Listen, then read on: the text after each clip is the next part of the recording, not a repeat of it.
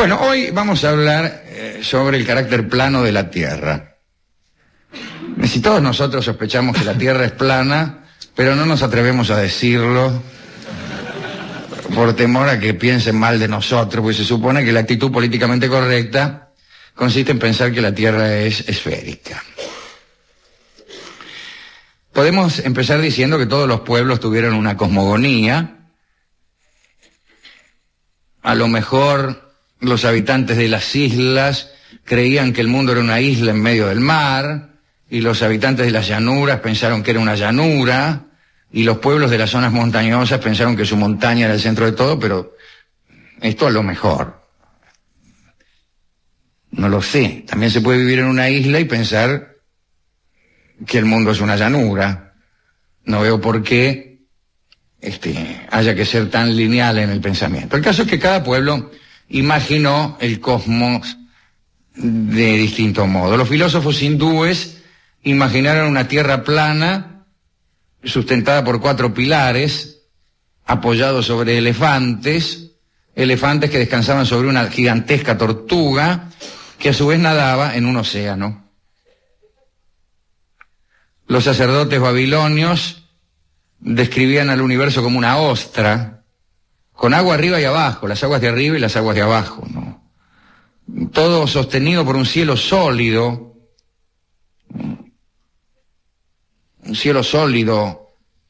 como una gigantesca e infinita piedra preciosa. La cosmogonía egipcia también imaginaba el mundo como una especie de caja, ¿no? Pero en general todos acordaban en que la Tierra era plana y la bóveda celeste un inmenso caparazón que se ajustaba a la Tierra en los bordes. En el horizonte se unían la bóveda celeste y la Tierra. Los primeros griegos no pensaban otra cosa, hablaban de una Tierra plana, con Grecia en el medio, rodeada por el río llamado Océano, donde desembocaban el resto de los mares y de los ríos. Esta idea fue compartida por los primeros pueblos que pensaron sobre el tema, y en verdad hasta hace 3000 años una abrumadora mayoría estaba a favor de esta concepción. En Grecia, recién en el siglo VI empezaron, digo en el VI antes de Cristo, ¿no? Algunos filósofos que empezaban a pensar otra cosa. Vamos a rectificar esta frase. Alrededor del siglo VI antes de Cristo aparecieron en Grecia unos filósofos que pensaban otra cosa. Y borremos lo que dije anteriormente. Protágoras de Mileto, aseguraba que la Tierra debía curvarse de algún modo. Él había observado la desaparición de los barcos que se alejaban tras el horizonte. Y escribió lo siguiente, nuestro amigo Protágoras. Protágoras, sin embargo, yo creo que era de Abdera, no de Mileto, pero bueno. Mientras los filósofos se dedican a la vagancia y a las dudosas artes de la conversación, los objetos cumplen pacientemente sus obligaciones. Los barcos, desapareciendo en el horizonte por su base, nos indican claramente el camino geométrico a seguir. También, a principios del siglo VI, antes de Cristo, Anaximandro de Mileto, Protágoras era de Abdera, diga lo que quiera nuestro comentador. Anaximandro era así de Mileto, imaginaba el mundo como una columna cilíndrica rodeada de aire, lo cual ya es imaginar, ¿no? Porque si hay algo que el mundo no parece, es una columna cilíndrica. Pero bien, esta columna flotaba en el centro del universo, sin apoyo, pero sin caer por estar justamente en el centro del universo, razonaba Anaximandro de Mileto, que no estaba descaminado en pensar que había en esto de caer algo que iba más allá del arriba y el abajo. La Tierra de Anaximandro, flotando ahí en el medio del espacio infinito, tenía un serio inconveniente, que era el borde. Todos se preguntaban por qué el agua, entre otras cosas, no se derramaba. Con lo cual, lo que he dicho antes queda infinitamente desacreditado. Un siglo más tarde, los alumnos de la escuela de Pitágoras, que habían descubierto, por cierto, el poder de los números, su relación con la música, la propiedad de los triángulos rectángulos, la existencia de las cantidades irracionales y otros instrumentos de tortura para los alumnos de 2 milenios. Bueno, imaginaron también una Tierra esférica. La esfera parecía ser el más perfecto de los cuerpos, sin bordes por los que algo pudiera caerse al vacío. Y fue Filolao, un pitagórico, un gran pitagórico verdaderamente, que estableció esta idea de la Tierra como una esfera y además como una esfera de movimiento. Aristóteles incluyó la Tierra esférica en su sistema del mundo. Lo cierto es que para allá, para el año 350 a.C., no había nadie en el mundo, al menos en el mundo ilustrado y de la cultura griega, que no pensara que la Tierra era esférica. Incluso hubo quien midió la Tierra. Allá en el año 230 a.C. se hizo la primera medición científica del tamaño de la Tierra. No se hizo con instrumentos complicados, ni con telescopios que no había, ni con viajes que no se hacían, ¿no? Se usó una varilla de mimbre, un grupo de camellos y la regla de 3, aunque no era necesaria tampoco la regla de 3.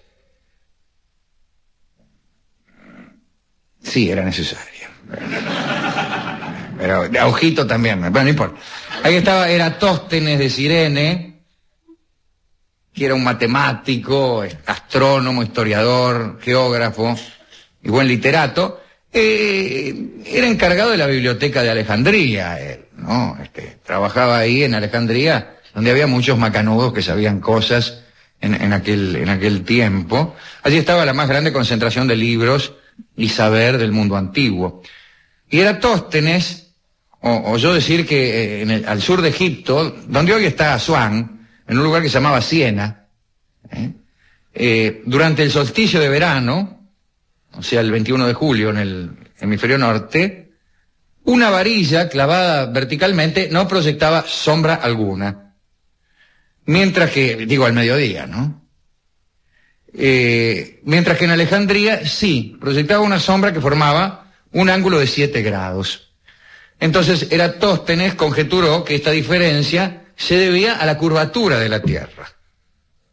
Los rayos del sol que caían verticalmente sobre aquel palito en Siena, caían sobre Alejandría con una inclinación de 7 grados. Entonces se le ocurrió que si medía la distancia que había entre Alejandría y Siena, podría obtener la medida de 7 de 360 grados. Luego sí, utilizando la regla de 3 simple, podría decir 7 grados tanto, 1 grado tanto, 360 grados tanto, e iba a obtener la medida de la circunferencia terrestre. Y eso fue lo que hizo. Claro, no tenía muy buenos instrumentos para medir la distancia entre Siena y Alejandría, pero utilizó unos camellos, los hizo andar con paso regular, calculó cuánto recorrían, ponele en mediodía o en un cuarto de día, cosas así, hasta que, a ojo de buen cubero, resolvió que la distancia era de unos 800 kilómetros para 7 grados. Bueno, hizo el cálculo correspondiente, le dio algo así como 40.000 kilómetros, que no está tan lejos de la verdad. Así que es un cálculo fabuloso porque la cifra es muy cercana, pero muy cercana. Después fue modificada esa medición de Eratóstenes por el geógrafo Estrabón, que ya directamente a ojo calculó menos, le pareció que era muy grande la Tierra, calculó 29.000 kilómetros, y esta cifra fue tomada en serio por Ptolomeo, porque era una cifra un poco más amable, y Ptolomeo fijó para la Tierra 28.500 kilómetros de circunferencia. Y esta noción, bastante menor a la real, perduró 1.500 años.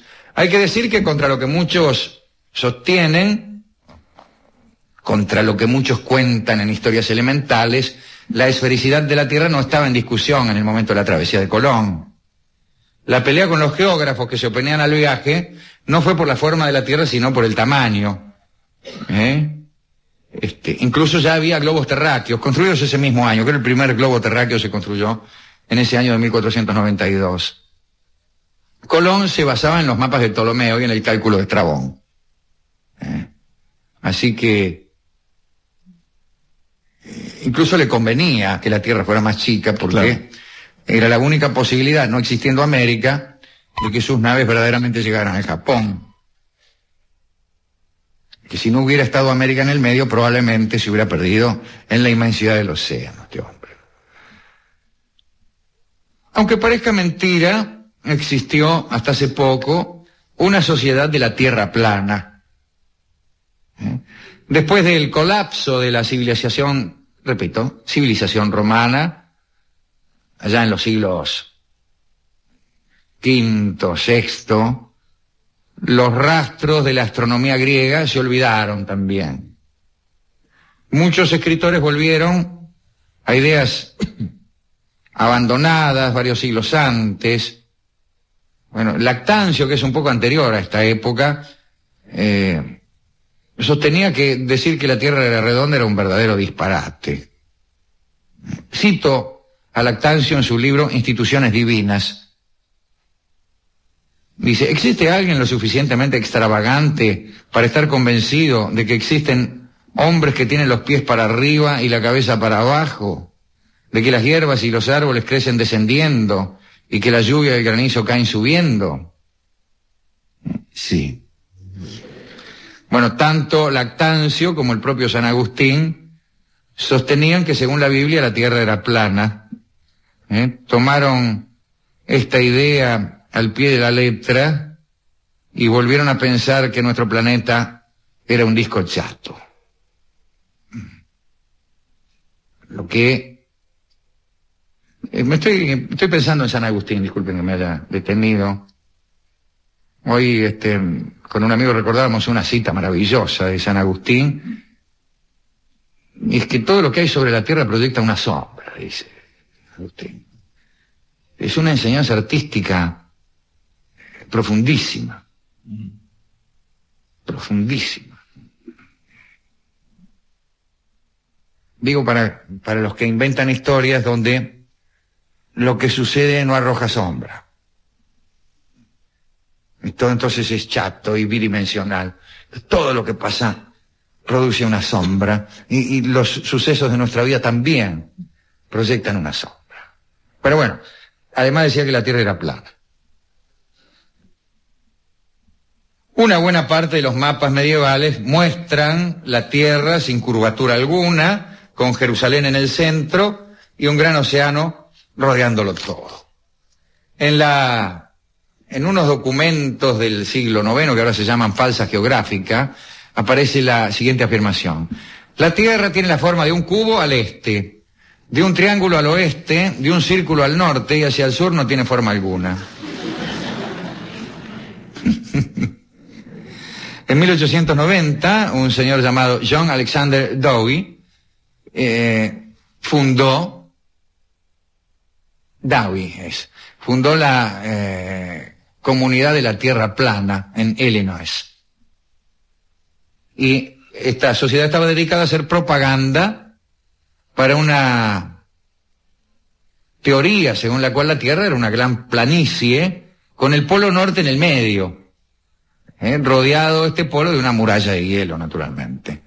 Para Dowie el Sol tenía solo 50 kilómetros de diámetro y estaba a 5.000 kilómetros de distancia.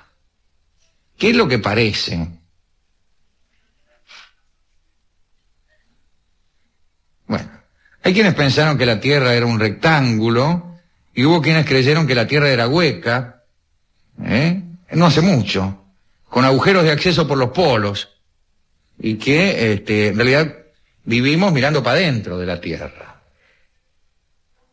O algunos decían que adentro había otro sol, en el medio de la Tierra, que alumbraba unas razas interiores. Había gente por afuera y por dentro de la Tierra. En 1918, un oficial retirado del ejército norteamericano, llamado John Cliff Symmes, organizó una expedición al polo para probar que la Tierra estaba formada por una serie de esferas concéntricas, todas huecas. Nada se supo de él luego de la travesía. Dijo alguna vez Critón, el cínico: suponer que la Tierra es una esfera significa descalificarla. Asignarle la idea de la esfera, la idea del plano o cualquier otra, es atentar contra la filosofía. En el siglo XV, y en su libro titulado Sobre lo incognoscible, Arístides, el danés, fue terminante: la verdadera forma de la Tierra será por siempre inaccesible a los hombres. Y así termina este informe acerca de la forma de la Tierra. Algunos amigos del programa dirán: bueno, después de todo, todos tenemos derecho a imaginar la Tierra como se nos ocurra, a expresarnos en ese sentido. ¿Y por qué me van a imponer a mí que la Tierra es redonda si a mí me gusta cuadrada? Es materia opinable el tema. Claro, bueno, y todos tenemos derecho a opinar. A mí me gusta oblonga. Sí. Libre albedrío. Claro, ¿por qué? ¿Por qué me van a imponer a mí y a mi hijo que tiene 14 años?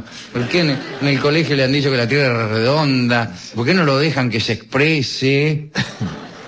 Que arroje petardos en los recreos y que toquetee a las muchachas con el pretexto de que las ayuda a comprar sándwiches en el buffet. ¿Por qué? Bueno, entonces nosotros estamos de acuerdo con esa idea progresista de que cada cual decide cómo es la Tierra, ¿no es cierto? Sí. El tamaño. Claro, lo que vale es la Tierra interior. Sí. La Tierra que todos llevamos dentro, con nuestros ecuadores interiores, nuestros polos interiores, nuestros círculos polares árticos, nuestros trópicos de Capricornios y de Cáncer, nuestros meridianos y nuestros paralelos que nos recorren el yo. Así que en esa onda estamos nosotros. ¿Sí? Bien. ¿A quién podemos dedicar estas charlas? Bueno, a los que se han tomado el trabajo de medir la Tierra, por ejemplo, al amigo Eratóstenes, que contrariamente a todo lo que se decía, y contrariamente incluso al espíritu griego, que nunca fue un espíritu relacionado con la práctica. Para ellos la práctica de la ciencia era desdorosa. La ciencia había que pensarla nada más. Incluso lo despreciaban un cacho al finado Arquímedes, ¿no? Porque se mandaba alguna demostración. Y pues este hombre Eratóstenes se tomó el trabajo de medir, cosa que los griegos no hacían. Los griegos razonaban. Creían que medir ya era cosa de albañiles. Claro.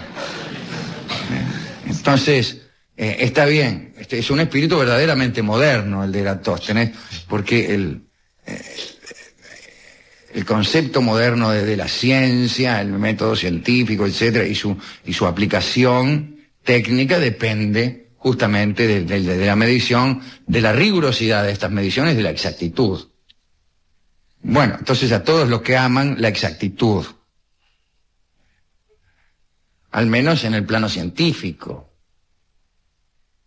y en otros también. Es decir, después de decir todo lo que dijimos, cabe pensar que algunas personas tienen pasión por lo exacto. Y entonces, algunas una pasión malsana por lo exacto. Aquellas personas que quieren llevar la exactitud también a los asuntos pasionales, hasta dónde me querés, sí.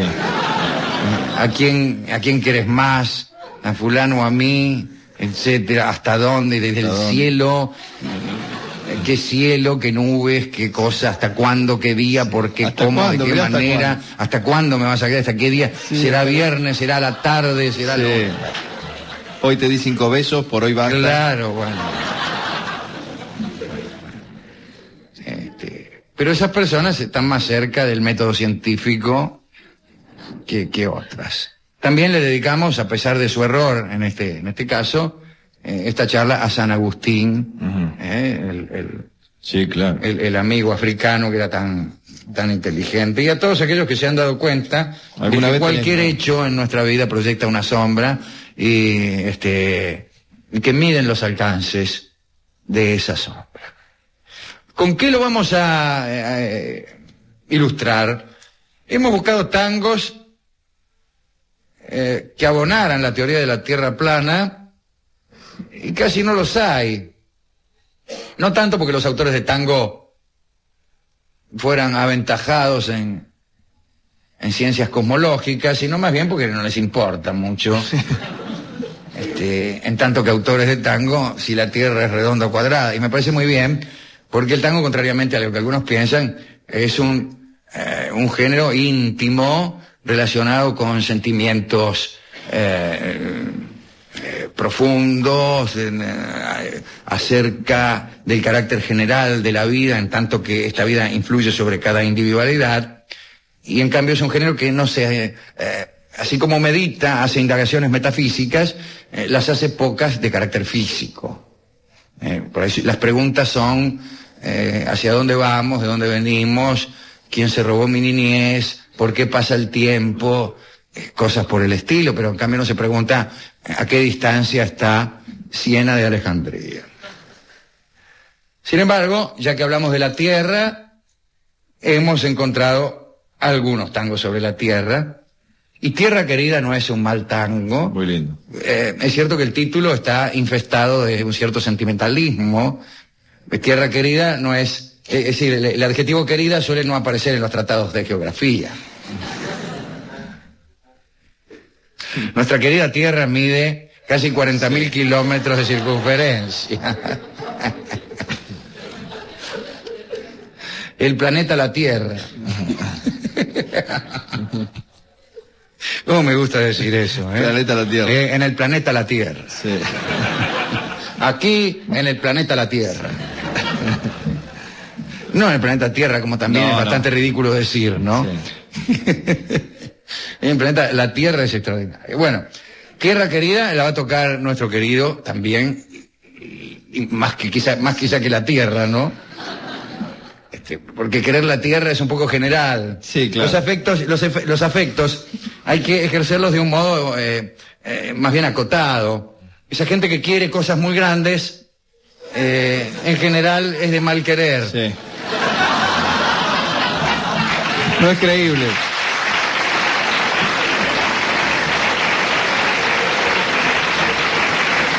Esa gente que quiere a la humanidad, al universo, o a las ballenas, suelen no prestarse 5 pesos. Sí. Nosotros queremos más abrazos al GAN que al universo en general. Toque, don Horacio, esta Tierra Querida.